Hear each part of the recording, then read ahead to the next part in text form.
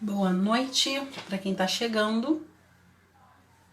A gente já vai começar a nossa segunda aula da jornada. Já chegou aqui.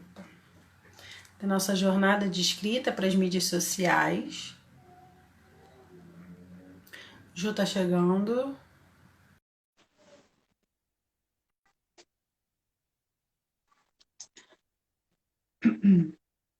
Hoje nós vamos falar de ferramentas textuais. Oi, Ju.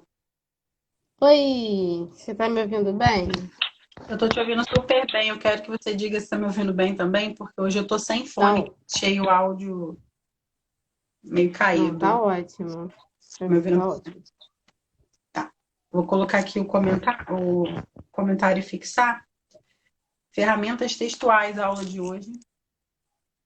Sejam bem-vindas, meninas. Bem-vinda Ana, Elisa, Camila. Gostei desse negócio de ler os nomes de todo mundo, gente, que eu quero conhecer vocês. Tanta gente nova, né, Laura, chegando. Muita Estamos gente. muito felizes. Vamos ver se aqui eu vou conseguir fixar também. Yes, acho que aprendi de vez. Yes. Sejam todas bem. Sejam bem-vindas. O Instagram tá avisando aí o pessoal, aos pouquinhos vai todo mundo chegar. Essa é a nossa segunda aula da jornada, que começou ontem. Ontem a gente falou aí dos primeiros passos para melhorar a sua escrita e modéstia à parte, acho que se aplicar tudo que a gente falou ontem, né, Ju? Acho que dá para dar uma guinada aí na escrita de vocês para as redes sociais, principalmente, se Com fizer o certeza. dedicato bonitinho. E aí, que a segunda aula, como a gente antecipou um pouquinho, a gente vai falar de técnicas para vender através do texto, por meio do texto. Então, a gente vai falar bastante sobre copywriting e storytelling. Já digo que não, a gente não tem aqui a pretensão de falar tudo sobre, não daria, Nem daria. não daria. A gente tem uma hora aí, então a gente vai falar os principais elementos, como começar a exercitar isso de copy e de storytelling aí nas suas redes sociais. E aí é o mesmo esquema, tá? Perguntas lá na interrogaçãozinha, aqui nesse cardzinho ao lado de comentar, que no final, se der tempo, a gente responde, e o chat fica aberto também lá no nosso canal exclusivo, tá? Então, dúvidas a gente continua tirando por lá, enfim, dá para render. Ontem foi bem bacana também. Vamos lá, Ju? Isso. Vamos. Deixa eu É. dar um oi aqui pra galera que chegou, Laura. Só Oi. porque, isso, a Gi tá aqui, Oi. Karina. Meninas, se a gente não responder vocês agora, nesse momento, é porque a gente está imerso, mergulhado aqui na parte de conteúdo. Daqui a pouco a gente é abduzida, mas a gente volta. Até Tudo para porque entregar eu sempre mostro, né, o esboço. É só isso tá aqui, tá, gente? puxado. Foi Laura, deixa eu falar uma coisa que eu acho legal quando a gente fala de ferramentas textuais. Na verdade, qualquer ferramenta para a parte de criação, de produção, né? Gente, escrever não é. Tem pessoas que acreditam que é um dom, só algumas pessoas nasceram, né, e podem ter esse tipo de escrita, mas a gente vai apresentar para vocês hoje algumas ferramentas que vão ajudar no desenvolvimento dessa habilidade. É uma habilidade, escrever é uma habilidade que a gente, como qualquer outra coisa que a gente aprenda na vida, é a prática, é fazendo sempre, e você vai sentir que tudo vai se tornando um processo mais fluido. Então, tudo que a gente vai apresentar aqui, até se vocês tiverem dúvidas de palavras, né, pode ser que a gente use algum termo, a gente vai tentar aqui esmiuçar ao máximo, mas pode ser que passe alguma coisa. Vocês podem sinalizar que a gente vai e traz para o português aplicado. Tá. Gente, é o Bora seguinte, lá. vamos começar. Como eu falei, a gente vai falar de copyright e storytelling. Vamos começar pelo copyright. Mas antes de tudo, eu relutei um pouquinho, eu fiquei um pouco apreensiva de colocar copywriting e storytelling nessa aula aqui, né, que a gente não pode aprofundar muito. Por quê?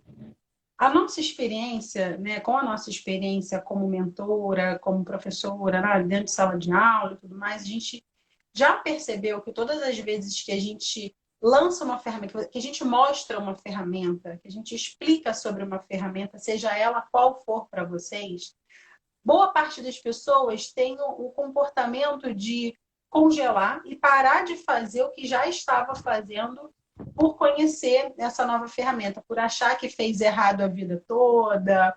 E aí, ao invés da ferramenta ajudar, da informação da gente ajudar, acaba bloqueando e engessando vocês, brecando, e aí ninguém sai do lugar. Não é a nossa proposta com isso daqui.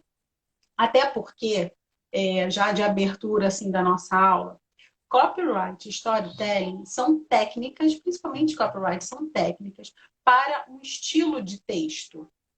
O primeiro erro, já vou falando aqui para vocês, que o primeiro erro, né, das pessoas que aprendem copyright é achar que todos os textos devem ser usado copyright. Não é assim. Tá? O copyright ele tem uma finalidade das técnicas. Você utiliza essas técnicas, sobretudo, para vender. Tá? Aqui hoje nós vamos falar de texto de venda, texto de conversão, texto transformador no sentido de conversão, de você conseguir vender aquilo que você propôs. Então, Laura, eu escrevo por hobby, eu adoro escrever. Eu gosto de escrever romance, eu gosto de escrever artigo, eu gosto de escrever sobre maternidade, que também é uma coisa que já gostei mais, mas eu gostava bastante também. Você não precisa inserir técnicas de copywriting ali, tá? Não faz sentido você escrever uma carta para o seu namorado, para o seu marido, para o seu filho, sabe? A pessoa fica tão fissurada com copyright que assume esse como estilo textual para a vida. Não é isso. Então, nós estamos aqui acordadas, tá? Nós estamos aqui alinhadas que copyright tem um momento de ser utilizado, tá? Também nas redes sociais. Todo mundo está falando de copyright, todo mundo fala de storytelling, mas não é por causa disso que você só vai produzir texto assim, né? Ambos têm ocupam seus lugares, principalmente copyright. Storytelling a gente pode mesclar, pode beber na água do storytelling para tudo, assim. Agora, copyright, a minha preocupação é um texto de venda, tá? É uma técnica para texto de venda, certo? Isso. Essa eu achei muito interessante quando a gente estava montando o escopo das aulas, quando a gente juntou essas duas técnicas, porque eu acredito muito que quando a gente entende esse equilíbrio de uma comunicação, né, de um texto que de fato vai ser mais persuasivo, para vender mesmo, não é romântico, não é aquele texto que é de reflexão, não é para isso. A gente entende qual é o papel dele. E aí a gente também aprende essa outra técnica do storytelling. Toda a comunicação, ela fica de uma maneira mais dinâmica e equilibrada. Então você não fica com a sensação de que estou vendendo o tempo inteiro sem me relacionar, porque venda é relacionamento, então não tem como a gente pular essa etapa. E o storytelling cumpre muito bem essa função do relacionamento, de conectar, de aproximar. Então, essas duas, na verdade, a gente vai falar aqui de outros conceitos, né, que vocês vão poder aplicar, mas essas dois grandes conceitos e técnicas, se vocês entenderem e aplicarem com esse equilíbrio, eu tenho certeza que o resultado final, tanto de construção de audiência, de aproximar as pessoas por meio das palavras e de vender, principalmente, vai acontecer. Isso. E já que a gente já falou de venda aqui, a gente teve uma live sobre venda, vamos trazer esse termo aqui, né? Esse assunto. Várias vezes ainda. O grande bloqueio que eu acho quando a gente começa a estudar e praticar copywriting é esse receio que algumas pessoas, né? Eu me incluo nessa algumas pessoas, têm de vender, né? Como se vender fosse algo indelicado, né? Como se a gente estivesse ferindo ali a individualidade das pessoas. Então, uma posição ainda para algumas pessoas desconfortável vender. E aí, mesmo aprendendo ferramentas, aprendendo técnicas de escrita, você já criou em você mesmo essa, ai meu Deus, eu estou vendendo e agora, né? Como se isso fosse algo ilícito. Quando, na verdade, o vender ele é um processo natural, né? Ele é um processo esperado, que você prepara a sua audiência para esse momento, né? Tudo que a gente faz dentro para negócios, né? Tudo que a gente faz dentro de uma rede social, teoricamente, dentro de um negócio, você está preparando o seu público para esse momento. Então, se você tem algum bloqueio enorme em relação à venda, talvez não seja a melhor coisa empreender, né? Porque empreender é vender o tempo inteiro. Então, a primeira grande bloqueio que você tem que tirar e romper da sua vida é que sim, copywriting é para vender, e se você tem problemas em relação à venda, vamos tratar isso daí, senão você não vai conseguir aplicar e se sentir satisfeito e confortável com o texto que você vai produzir, tá bom? E aí, tal que a gente já falou tanto de copywriting, me interrompe, tá? Eu vou seguindo aqui a nossa cola. Beleza. Copywriting para lá, copywriting para cá. O que é, né, afinal de contas, o que significa isso? Copywriting nada mais é do que você escrever uma técnica de texto que você tenha uma intenção, você escreve com uma intenção clara, preferencialmente de induzir ou de levar essa pessoa que está lendo o seu texto para uma tomada de decisão, né?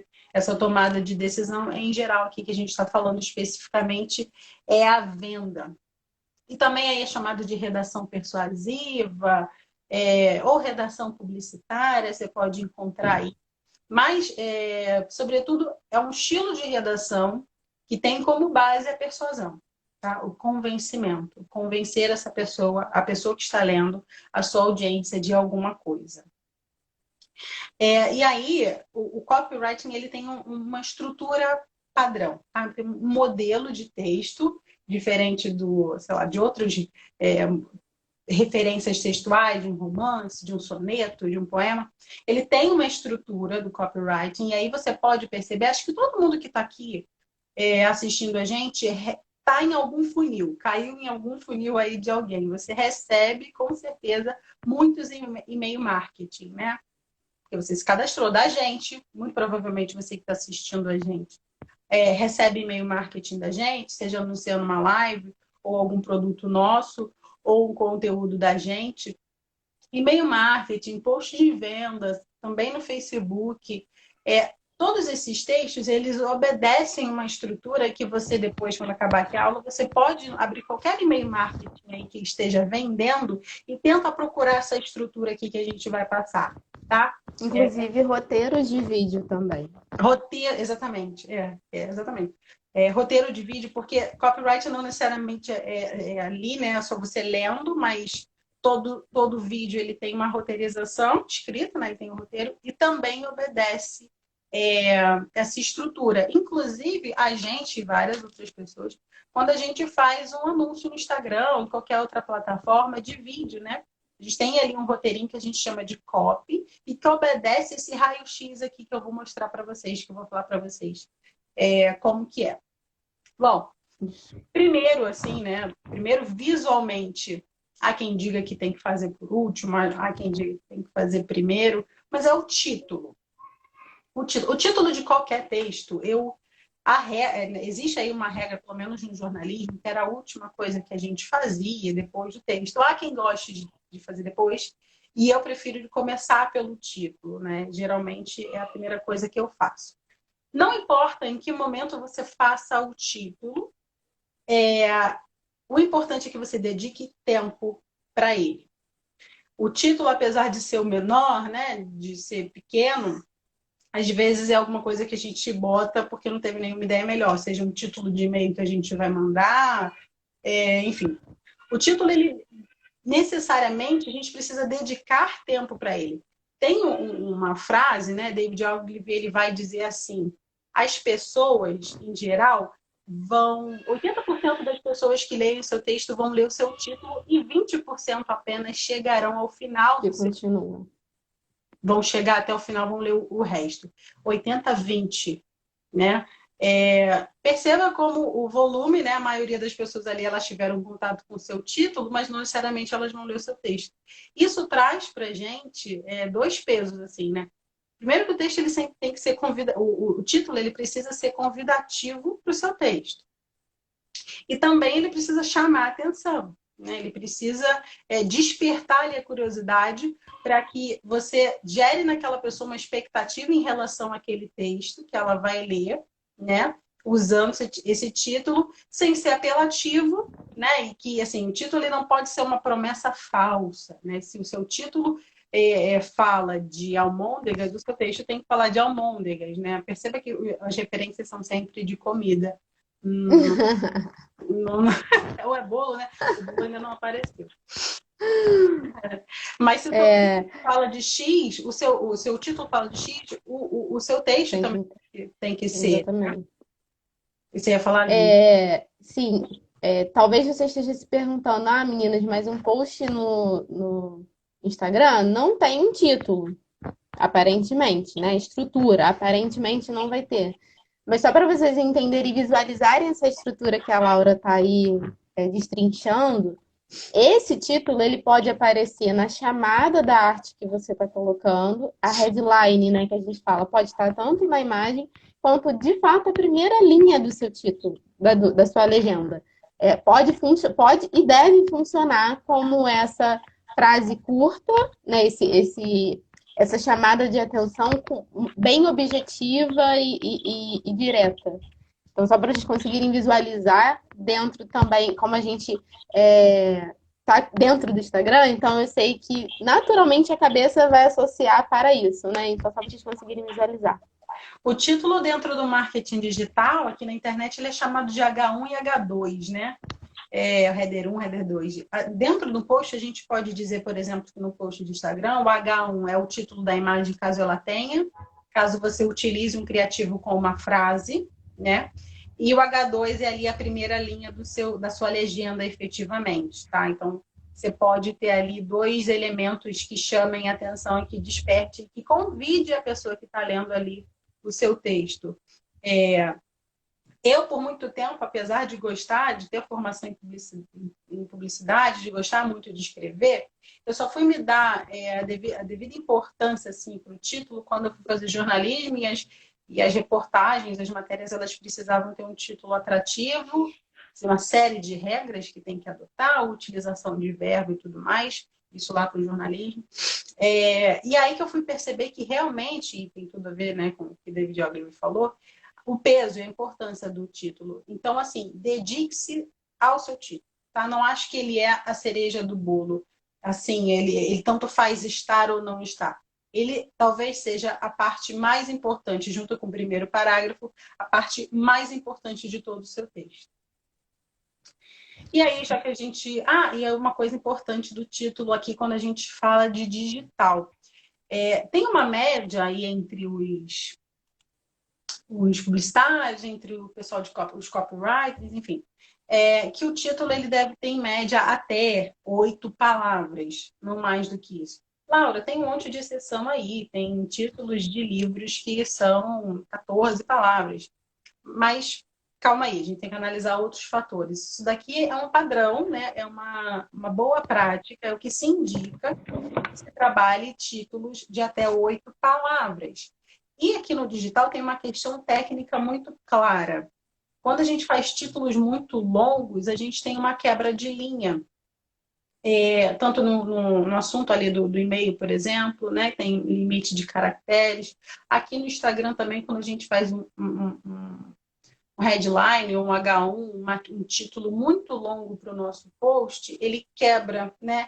A pessoa não consegue ler de uma vez só, de uma vez inteira, né? Tem o ver mais, ali quebrou o seu título. No Facebook é a mesma coisa. Então, se o seu título for longo demais e tiver essa quebra, você diminui seu percentual de clique, né? Você diminui a taxa de pessoas que visualizaram ali, né? Então, você acaba perdendo. Mais um motivo que o seu título tem que ser pequeno. E também, para a leitura ser fácil, né? A gente já conversou sobre isso na última aula, a gente está na era da informação, onde a informação ela é absorvida de forma muito rápida por todos nós, e aí o título, ele de fato tem que ser pequeno, por essas duas razões fundamentais. Falei de título, acho que não esqueci nada, né, Ju? E aí a gente chega no primeiro parágrafo, né, que é o coração de uma copy. É o primeiro parágrafo. A gente já entendeu que copy é um texto de venda, né? É um texto que tem a finalidade de vender alguma coisa. E toda venda é uma oferta, né? Quando você está vendendo, você está ofertando algo que vai sanar a dor daquela pessoa ali, né? Então, em algum momento você vai ter que falar da sua oferta. Numa boa prática e na estrutura de copywriting, o que a gente indica é que a sua oferta esteja logo no primeiro parágrafo. Aquela questão de preparar, entre aspas, aquele termo que a gente falou ontem, de encher linguiça, de fazer uma abertura XYZ, cai por terra aqui, né? Principalmente quando a gente está falando de digital, de internet, você traz o coração, você traz a sua proposta logo para o primeiro parágrafo. Outra sugestão aqui, boa prática para copyright, você tem que ter parágrafos curtos. Isso foi um danado de um problema para mim, porque eu gosto de parágrafos longos, né? E parágrafos na internet, parágrafos de 4 linhas, já são enormes. Eles são textos gigantescos. Talvez funcione muito bem dentro, né, num livro, mas é muito grande num post, dentro de um blog. Então, para a técnica de copywriting, a gente indica que os parágrafos tenham, em média, ali, 2, 3 linhas, assim, um parágrafo grande. Então, perceba, em 2 linhas é bom que você introduza ali a sua oferta, né? Você já vá direto ao ponto. Ninguém gosta de ler um texto com a sensação de estar sendo enrolado, né?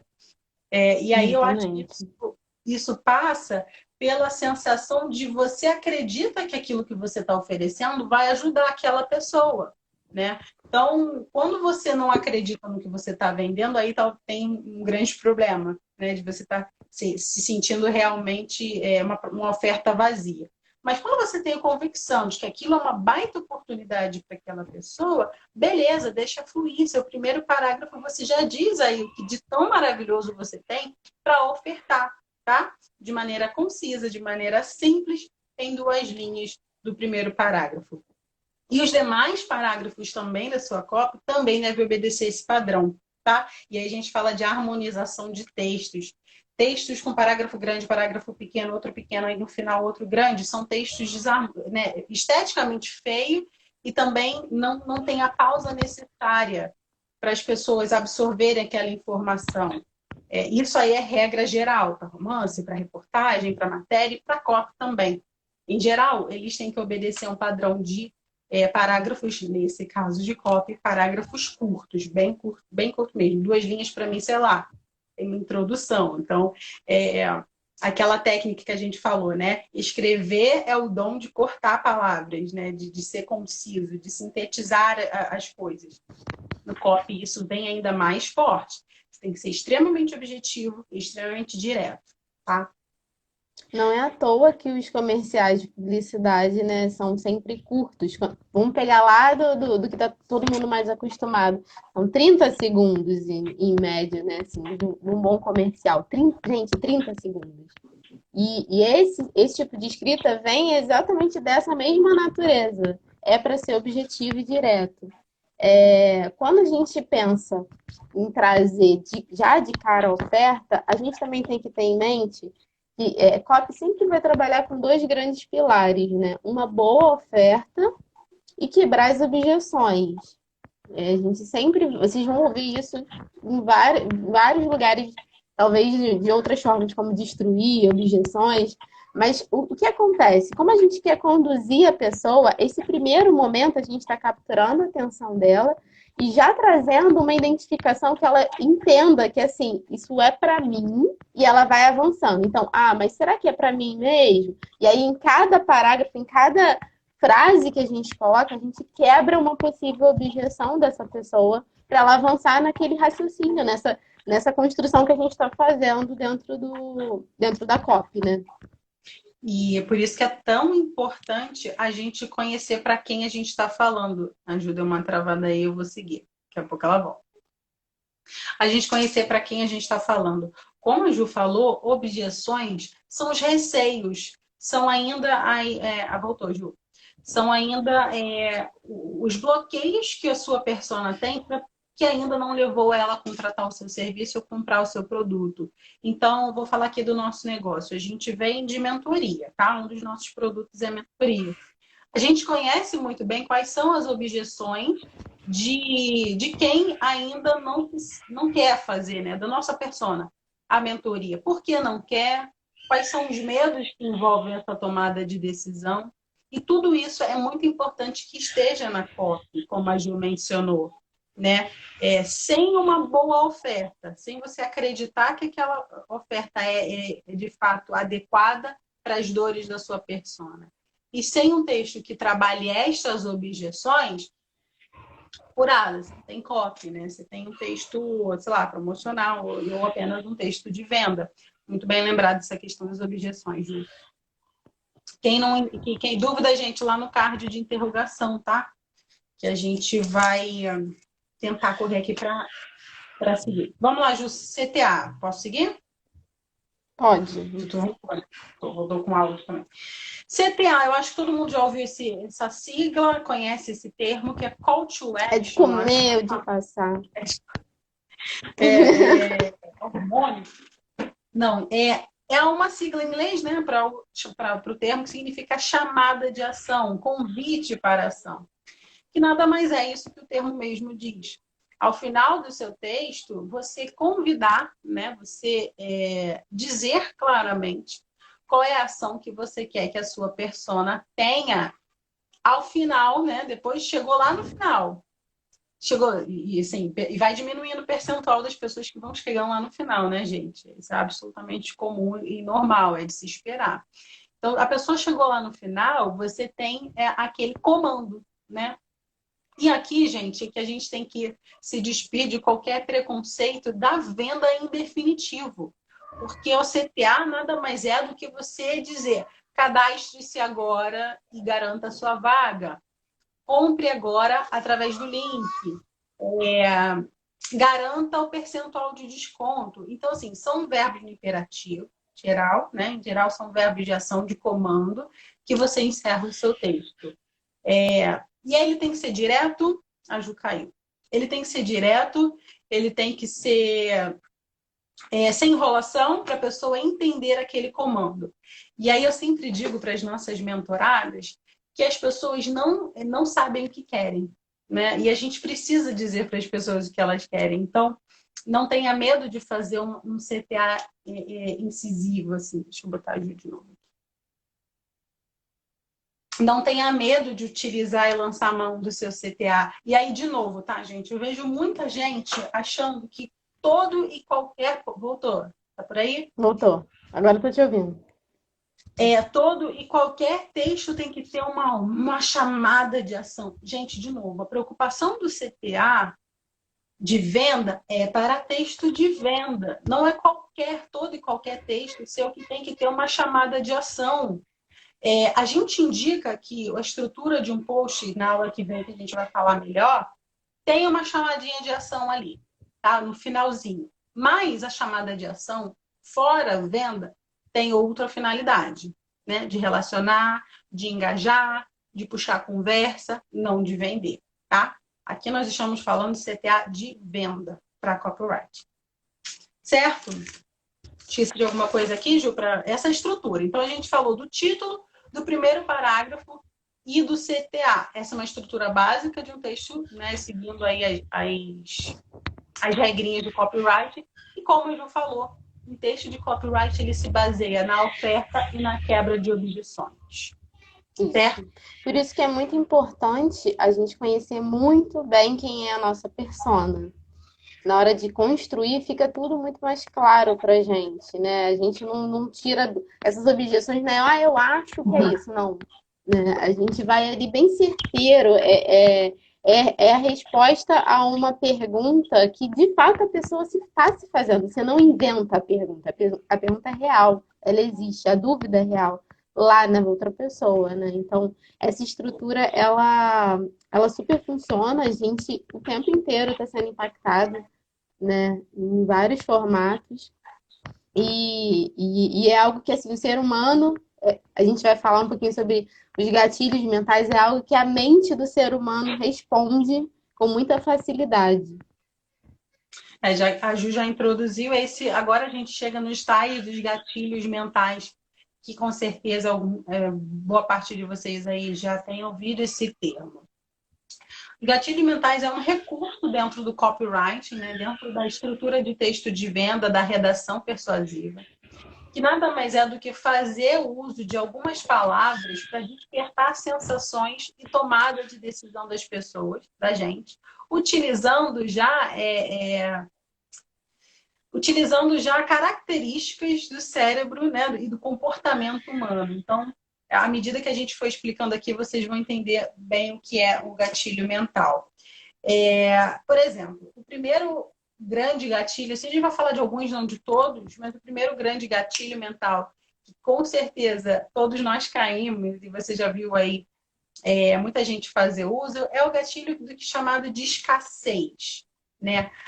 O nosso inconsciente, ele associa a escassez a valor, né, Ju? Então, assim, quando alguma coisa está acabando ou quando uma coisa acabou, ele dá aquele ar de exclusivo, né? A gente é assim até no comportamento humano. Em geral, a gente valoriza muito pessoas ou épocas e momentos que já foram, que a gente não tem mais acesso. E na questão de compra e de comportamento de consumidor também é muito parecido. Tá aí as edições limitadas de bolsa da Gucci, de carro de não sei mais quanta, como são valorizados esses objetos, né? Quanto menos eles estão disponíveis, mais valorizados eles são no mercado. E como é que o marketing digital se utiliza dentro do copyright de um gatilho mental? Trazendo isso para o texto, né? Trazendo esse elemento de escassez, de raridade. Então, em muitas ofertas de curso, por exemplo, oferta de venda de produto, lança últimas vagas, né? São as últimas vagas para você garantir a sua inscrição, são os últimos produtos disponíveis, última semana de frete grátis, tudo isso é escassez. Né? Quando você sente que alguma coisa está para acabar e você tem que aproveitar aquela oportunidade. Então, você lança isso na sua construção textual. Porém, é evidente que isso tem que ser verdade. Né? Se você fala que a última vaga para mentoria é a última vaga para mentoria. Né? Você não vai arriscar ali o seu discurso por uma escassez vazia. Tá? Então, é óbvio que muitas vezes você pode provocar, você já faz um limite ali, poucas vagas, para de fato você conseguir trabalhar a escassez, mas é muito importante que seja real, tá? Barulho de criança chorando, vocês já sabem o esquema, galera. Ainda não dormiu. Acho que a gente já pode ir para o segundo, já estou preocupada com a hora. Isso, vamos que a gente tem pouco tempo, vamos para urgência. Urgência. O objetivo, quando a gente utiliza o gatilho de urgência, é despertar o imediatismo que habita em todos nós. Eu acho que todo ser humano ele é um quê de imediatista, né? Essa nova geração é ainda mais, que não aguenta 5 segundos de um vídeo no YouTube, né? De anúncio no YouTube. Então, todos nós somos imediatistas em maior proporção, em menor proporção. E esse gatilho de urgência, ele é para para utilizar essa característica humana a favor. Então, quando a gente utiliza, né, o copyright lá utiliza, agora mesmo, faça hoje, utiliza esses termos agora, hoje, principalmente esses dois termos no seu título ou durante o texto, isso a gente diz que está fazendo uso de um gatilho mental de urgência. Então, se a gente fizer aqui, por exemplo, 3 passos para escrever melhor agora mesmo, a gente utilizou um gatilho de urgência, né, no nosso post. E, eventualmente, a gente utiliza aí. Porém, aqui uma informação importante.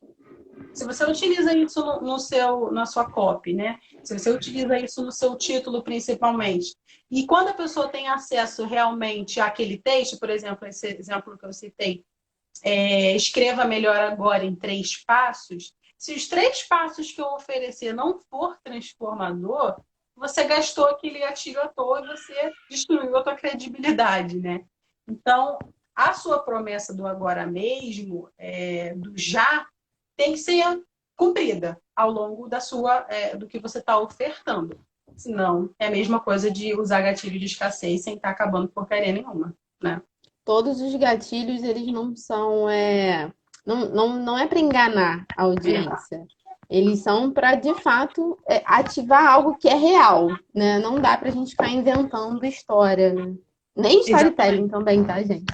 Não, exatamente. E aí a gente vai para o terceiro gatilho, que é um gatilho de novidade. Quem é que não gosta, né, de uma boa novidade, de um lançamento, de uma coisa que é, né, nova? E para esse gatilho você só tem que ter uma novidade, né?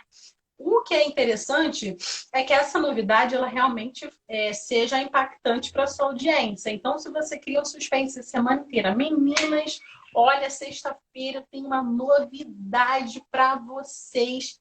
Olha, uma surpresa incrível, vocês vão adorar. Não, mas só sexta-feira. Então você trabalhou, né? E foi trabalhando a cópia da novidade, foi trabalhando a cópia da novidade. Quando chega na sexta-feira, você só quer mostrar que você cortou o cabelo. Sabe? Então, assim, se é uma novidade que só importa para você que está falando, não é por aí. Você tem que usar o gatilho de novidade, de fato, algo que seja relevante e uma novidade para a sua audiência. Beleza? Chegamos no quarto gatilho, talvez aí um dos que eu mais gosto assim, e caio nele, porque ele é importante para eu decidir também certas coisas, que é o gatilho de prova social, né? Que nada mais é quando você imagina, prova social, acho que a gente já fez até um post exatamente sobre isso. Você tem um restaurante com fila e você tem um restaurante vazio. Não estou dizendo que você vai no de fila, porque dependendo da fome, eu não vou para restaurante que tenha fila. Eu fujo dele. Mas, em geral, né, se um lugar está cheio, ele diz pra gente, a gente tem a leitura de que é bom. Né? Tipo, as pessoas gostam de comida boa. Ainda mais quando é o primeiro contato que a gente está tendo, né? Se você não conhece nenhum dos dois. Vamos pensar dentro das mídias sociais, né? Uma pessoa que acabou de ter contato com a sua marca. Ela acabou de chegar. E aí, ela não te conhece ainda. Tem você e tem o perfil do fulaninho.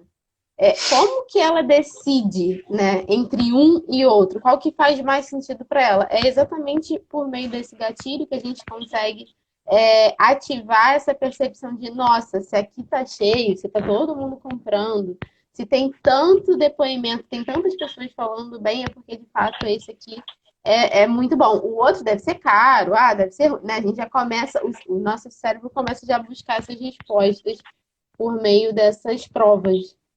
E às vezes você não está nem inclinado para determinada compra ou ver determinado filme, mas as pessoas estão falando tanto, né? Tem um volume de pessoas ao seu redor falando tanto daquilo, tanto daquela série nova, tanto daquela influenciadora, que você, pelo menos por curiosidade, vai lá ver o que, né? Qual é a situação. Então, isso é um gatilho que traz autoridade, né? Por exemplo, quando você traz depoimentos dos seus clientes, quando você traz números de inscritos no seu programa, claro que os seus números, né, têm que ser de fato verdadeiros, obviamente, e tem que ser números que impressionem, mas todas as vezes que falam mais de 1 milhão de pessoas assistiram, ou mais de 50 mil pessoas fazem parte. Quando eu falar lá no nosso canal, quase 200 pessoas fazem parte. Então, quando a gente traz esse número, você fortalece a sua autoridade, o que a gente chama de prova social. Basicamente, depoimentos e números, tá? Que a gente utiliza, que são elementos importantes para a gente ativar um gatilho de prova social. Certo? Acho que foi de cópia. A gente vai entrar agora na outra maratona, que é de storytelling, tá? Então, encerra aqui copyright. Copyright já falando de venda adoidado. E vamos seguir agora sobre storytelling, que é um outro recurso que a gente deve utilizar para tornar a nossa escrita mais atrativa, mais persuasiva e que conecte, né? E tem até relação com entretenimento. Então, storytelling são técnicas que nem só quem quer vender utiliza, tá? Todos os filmes, né, tem um roteiro que é uma história a ser contada. Storytelling é exatamente isso. É contar uma história. E todo mundo gosta de uma boa história, né? Quem nunca se viu ali preso em algum enredo legal de um filme, ou todo mundo tem aquele amigo que conta história muito bem, ou que conta uma piada muito bem, né? A gente percebe isso também, né, Laura? Por exemplo, como histórias estão tão presentes na nossa vida que não só o Instagram, mas hoje em dia a gente tem o YouTube, o LinkedIn, o Facebook, tem esse formato de stories, exatamente porque traz essa sensação da gente ir acompanhando, né? Tanto que a gente já começa o dia assim, contextualizando algo e ao longo do dia a gente vai contando talvez aquela história. Deveria ser assim, e essa já é uma boa dica para você colocar em prática aí no seu canal. Uma coisa que eu acho muito legal da história é que é uma forma de enriquecer uma ideia que a gente queira passar. Ela é ótima para você perpetuar princípios e valores. Então, quando a gente fala, por exemplo, de construir comunidade, né, do marketing de comunidade, de construir uma tribo, por meio das histórias, não é à toa que a gente conta história para os nossos filhos, né, dentro das escolas, a gente tem lá todos os livros lá de literatura com histórias, com narrativas. É uma ótima forma da gente educar a nossa audiência, tanto aproximar, mas também de educar, trazendo todas essas questões de valores e de princípios que a nossa marca pode ter. Então, não é só contar a história pela história, a gente tem muitas outras vertentes de objetivo quando a gente conta essa história. Tanto de aproximar, mas também de trazer de uma maneira rica, né? Em vez de ser aquela questão, aquele texto institucional chato e objetivo, você envolve a pessoa, ela se sente parte daquilo. E a história, ela faz isso com a gente, né? Os filmes, a gente sai do cinema como? Se sente a Mulher Maravilha. Porque causa isso na gente. E um bom storytelling faz isso, deve fazer isso com as pessoas. Pertencimento, né? Desperta aquela sensação de pertencimento. E o que é curioso é que, assim, todo mundo que está fazendo um bom trabalho, sobretudo no Instagram, você pode ter certeza que está cumprindo ali, ou está utilizando elementos de storytelling, justamente pela proposta que hoje é o Instagram, né? Essa formatação de frame nos stories, não à toa, né? Vem do mesmo radical de história.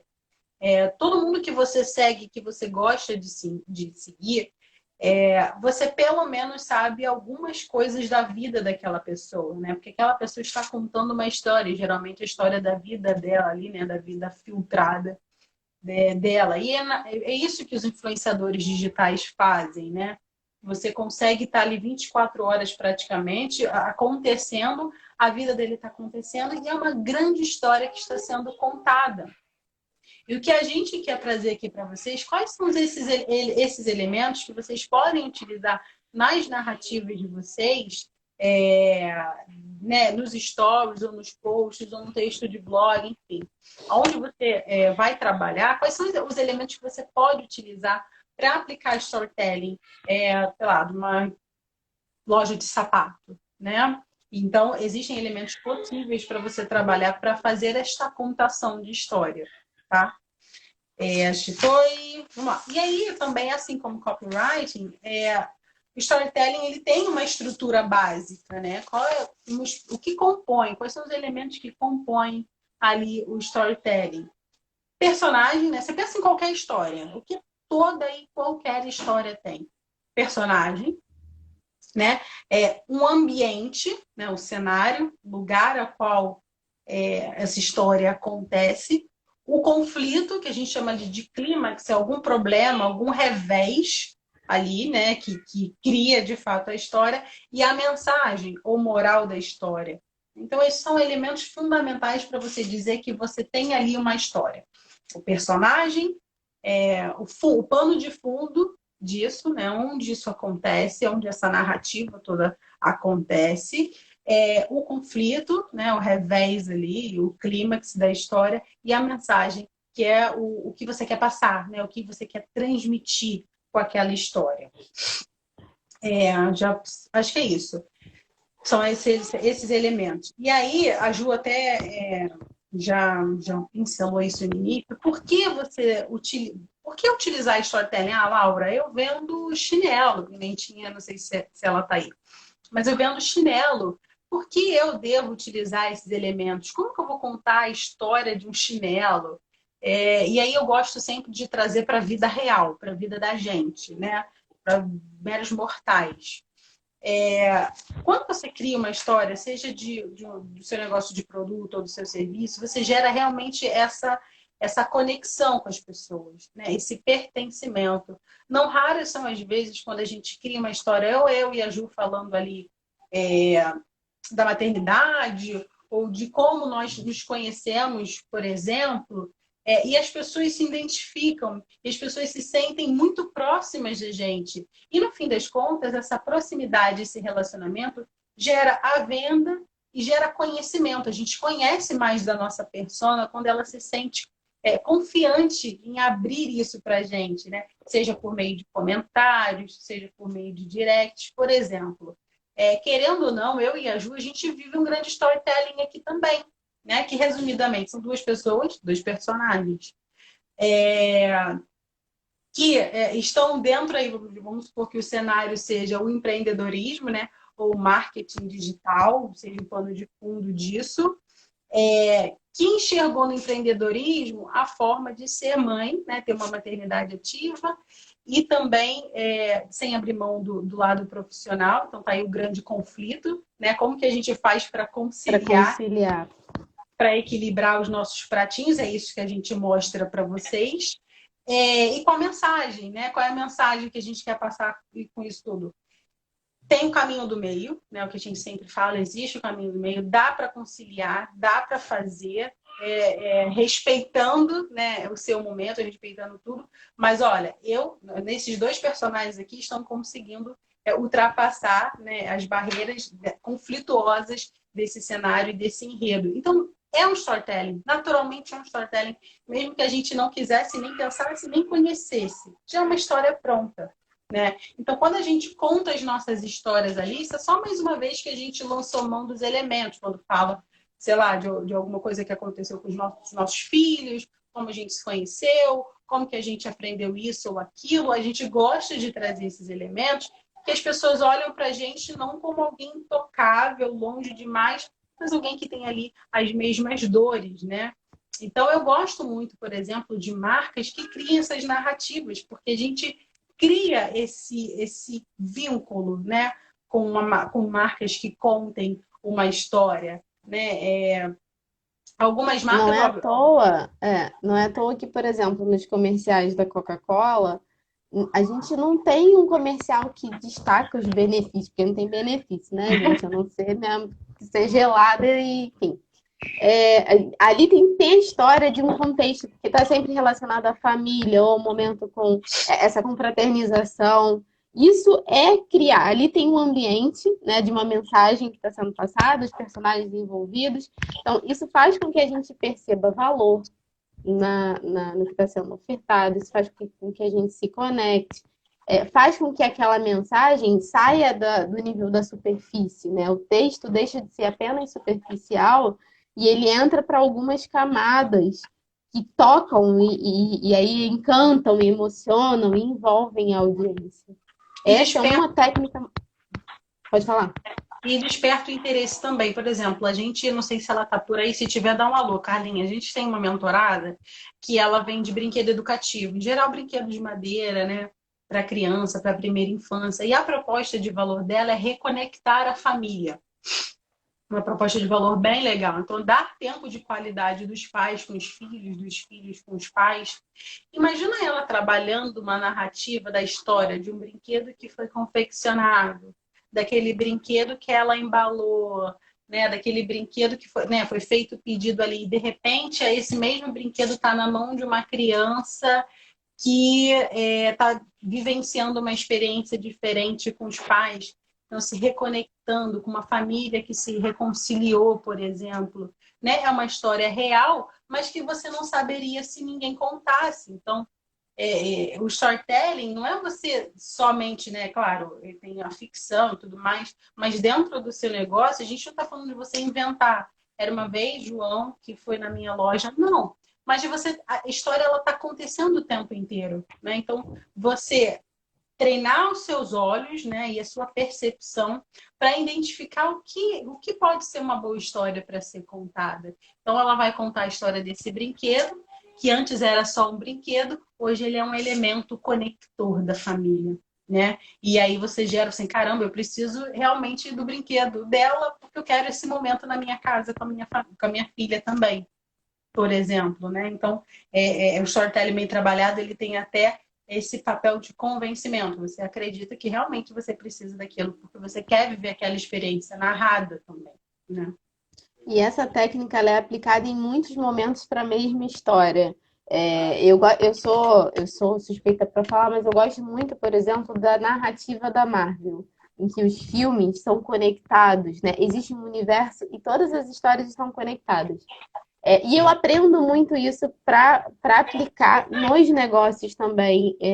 Como é que a gente faz isso? Essa história, por exemplo, do brinquedo educativo que a Laura falou, a gente fez uma primeira amostragem. Qual poderia ser uma segunda amostragem? A história sendo contada em primeira pessoa por quem comprou, por quem recebeu esse brinquedo. Qual foi a experiência que ela teve? O que mudou na vida dela? Então já seria um outro prisma, né? A história sendo contada por um outro olhar. Isso que é muito legal. Então, assim, quando vocês pensarem nas narrativas, a gente tem até um post, inclusive, no nosso perfil, de 5 narrativas que são interessantes, né? Tem muitas, mas a gente destacou 5, porque uma história tem muitas formas de serem contadas. Então, isso traz o tal problema de não sei o que escrever, eu não sei o que dizer nos meus posts, esse problema acaba. Porque, né, de uma Uhum. narrativa a gente já puxa muitas outras. E eu acho que o grande estágio assim, que você tem que ter talvez você não vá amanhã de manhã acordar e escrever um storytelling, não é isso. Mas você treinar a sua percepção, né? E enxergar. Tipo, a gente fala para as nossas mentoradas, você tem que enxergar conteúdo em tudo. E de repente elas saem da nossa mentoria já enxergando conteúdo em tudo que acontece. Inclusive no que a gente fala, às vezes, isso aqui eu posso transformar em conteúdo? Pode. Exatamente, o tempo inteiro. E aí, quando a gente começa a beber na água do storytelling, a mesma coisa acontece. A gente enxerga história em tudo que acontece, tá? Então, é mais um treinamento de percepção, porque conhecer os elementos é muito tranquilo, né? Isso daqui a literatura garante pra gente. O grande desafio é a gente treinar a nossa percepção para enxergar a história, né? Isso. Ju, fala. Vamos para o checklist. Oi? Ah, tá. Tem os 3 Ah, atos que a gente. tá. Então, deixa eu tentar falar de uma maneira bem rápida, assim. Ah, Uma boa narrativa, a gente sempre parte de 3 grandes atos, tá?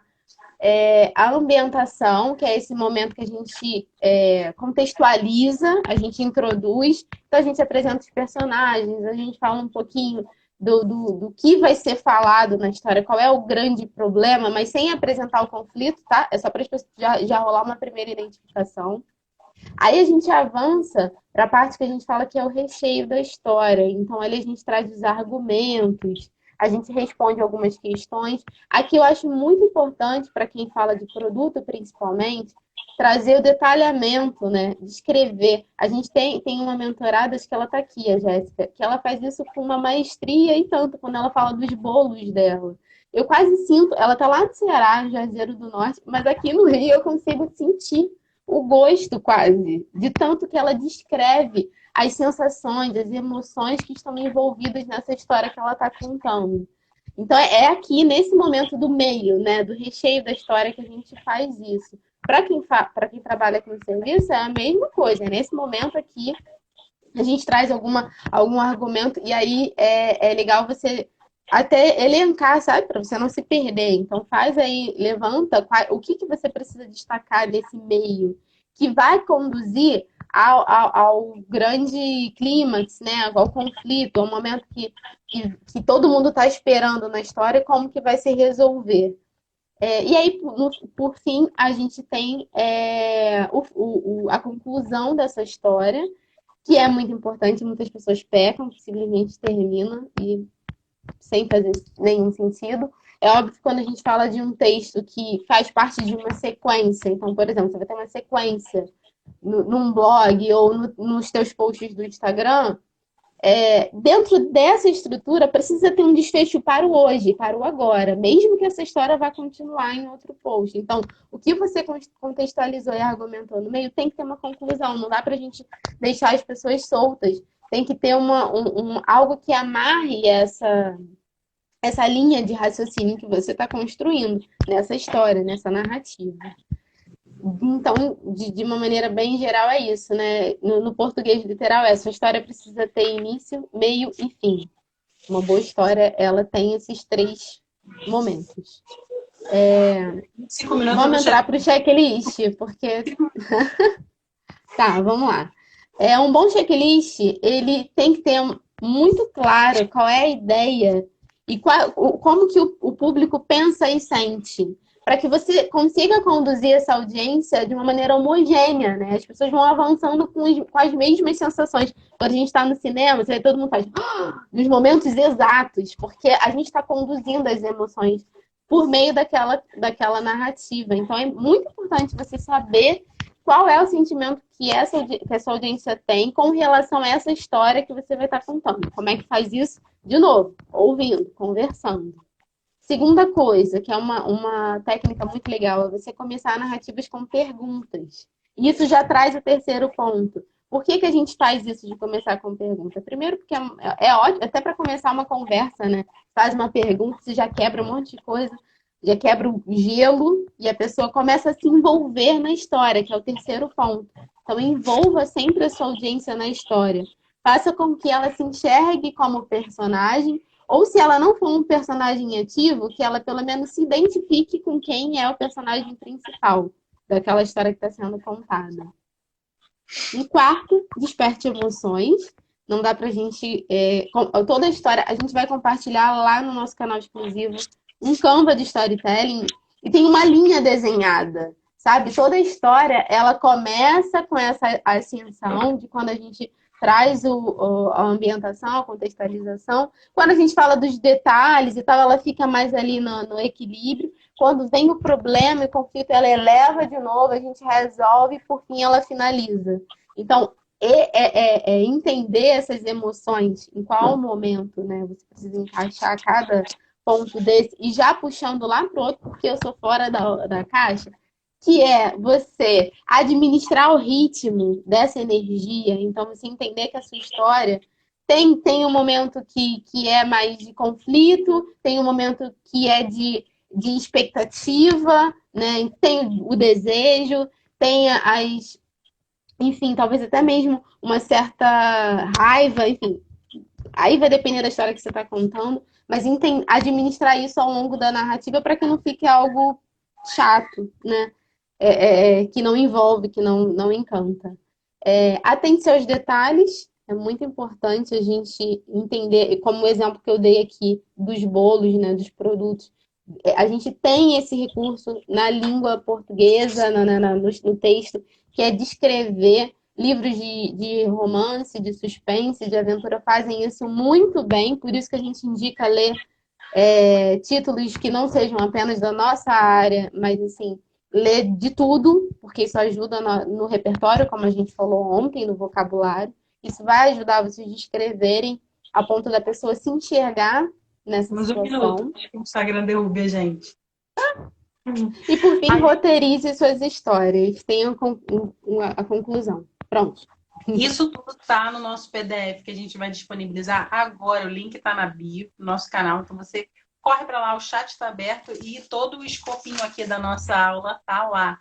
20 segundos restantes. Gente, um prazer enorme. Amanhã a gente vai falar sobre estrutura da legenda. O que uma boa legenda tem que ter para ser atrativa. E aí a gente vai falar especificamente de Instagram, tá bom? Certo? Consegui, 15 segundos. A gente está lá no canal do Telegram para conversar com vocês. Leva suas dúvidas para lá. Um beijo. Tchau, tchau. Beijo.